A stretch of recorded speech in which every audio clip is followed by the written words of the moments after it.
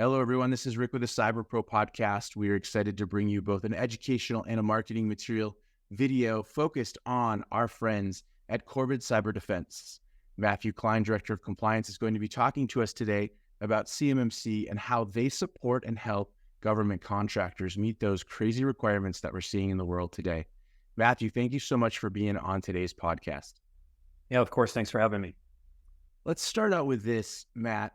What challenges do government contractors typically face when implementing or maintaining strong cyber practices? Yeah, it's a good question. There's a number of hurdles that they could face. One of the big ones is just keeping up with technology. Technology is changing every day. We're kind of going through a technological revolution right now with the implementation of AI. So we're going to kind of see how all of that pans out. And then pair that with really a noticeable scarcity of cybersecurity professionals. Kind of leads to companies being unprepared to implement not only a strong cybersecurity program, but also a strong compliance program. Then on top of that, kind of mix in this artificial muddying of the waters when compliance frameworks change. We have, the Cyber AB who had, implemented CMMC, which was 5 levels. And then recently they went down to 3 levels, but they've only released 2 levels. And I think the 3rd level is supposed to drop next year. This leads to leadership not really wanting to commit resources to cybersecurity or compliance as long as they're still able to kind of operate business as usual. There's not a perceived necessity to take that next step. I'll say this, these requirements, NIST, SOC 2, ISO 27001, they've been around for a while. The reason they've been around for a while is, because cybersecurity is important. We've seen in the last few years a big ramp up in cybersecurity attacks, and we don't know what's going to happen with AI now. So it's important, government contracts on the line or not, you should get yourself secured. No, and it makes sense, and I think we all agree that compliance and best practices are also kind of missing each other. Some of that is just inherently because acronyms or people misdefining or redefining things. And that takes me to, could you explain to us what CUI is and why is that important when we start talking about government contractors and the CMMC conversation? Yeah, that's another good question. So there's like the definition of what FCI and CUI are. FCI is a narrower scope. It's information that is created or disseminated either by a third-party contractor or by the government under contract. This makes up 17 of the requirements in CMMC, and then you have CUI, which is much broader. It makes up all 110 controls of CMMC. It covers all of them.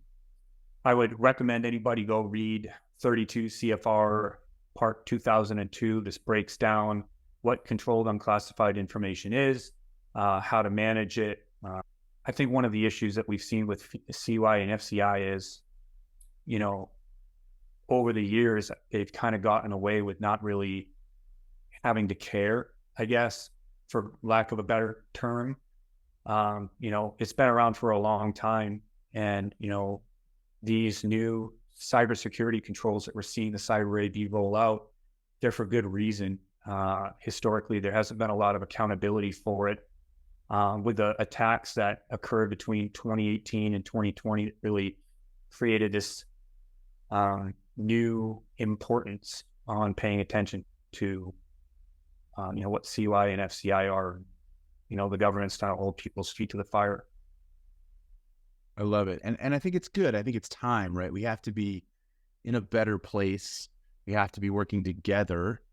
I know that Corvid Cyberdefense does some really cool things. You guys have something called the Haven platform, and And what are some ways that that platform is providing cyber services to government contractors and businesses alike?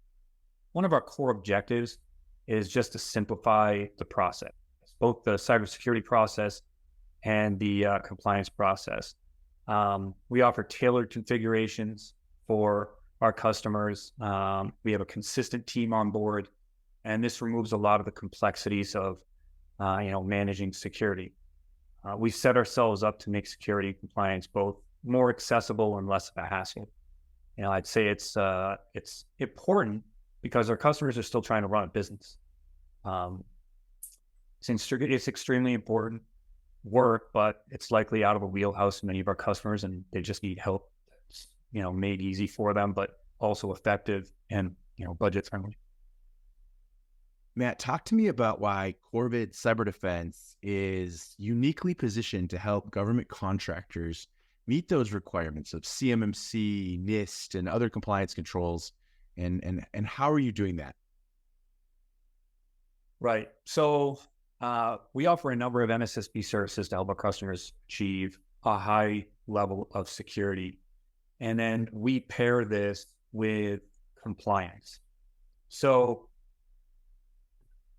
when you purchase MSSP services from us, you're not just getting the services that you purchase.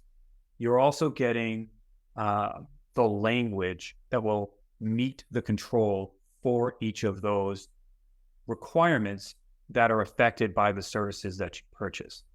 So one of the ways that we break down our requirements for NIST, CMMC, is when you look at CMMC controls, there are 110 requirements, right? Same with NIST 171 because they mirror each other. There are actually 350 some odd sub requirements that need to be taken into consideration. And so I think one of the things that you would see typically is people addressing the higher level of requirement and not necessarily the sub requirements that are associated with them. We've broken down each sub requirement for our customers. And this is important, not just for people who are going through the CMMC process or trying to get themselves certified, but anybody that's looking to improve their cybersecurity. These compliance requirements that exist are there to help somebody put together a strong cybersecurity program, whether or not they're going for some government contract. So we've broken down each individual sub-requirement and created all of the language necessary for our MSSP services wherever they're applicable. We've created a responsibility matrix that identifies these requirements and sub-requirements to identify which higher level requirement would be solely managed by us on behalf of our customer. Requirements that are joint requirements where you'll see the sub-requirements broken down. Your company would be responsible for writing the policies or deciding, how you want to manage something. And then we would be responsible for the implementation of those controls later on. And then the responsibility matrix would list out all of the controls that are really not managed by us at all, but it gives you a quick and easy to read delineation of who's responsible for what and what work needs to be done. If you go with us, for the compliance aspect of things, one of the additional bonuses is we've actually created templatized language for every single security control. And this is really good for a couple of reasons. If you're somebody, so one of the way that we broke out these cybersecurity controls or created a templatized language for it is we took best practices in the field, common ways that people would implement these controls. So if you're using Microsoft Active Directory or Microsoft Intune or something, those programs are listed out in our language. That's how you guys would manage it. So if you're a company that already does that, the language that we have is good to go. You're done. You don't have to do anything else. The language is satisfactory. If you do it in a different way, the language still exists, and you'll have to pull out Microsoft Active Directory and then include whatever tool that you're using. They just review the language, make sure that it aligns with your program. If you don't have anything implemented at all, we've given you a blueprint on how to meet compliance for each sub-requirement, not just main level requirement. And we've done this we've created a system security plan in this way, and we've created all of your domain policies in this way. So we give you a roadmap to compliance and help you, achieve that easily. We've taken a lot of the difficulty in creating language out of it. Matt, that's amazing. I mean, that's foolproof. And we know as government contractors, they have a lot of other things on their minds, right? Completing the contract, winning more contracts. I think one thing that I'd like you to highlight before we finish with kind of the final question is Corvid Cyberdefense is owned by a government contractor. So you guys are uniquely positioned to understand what those requirements mean, right? That's correct. What advice do you have for government contractors who are looking to enhance their cybersecurity posture, ensure they meet those compliance requirements such as CMMC and NIST?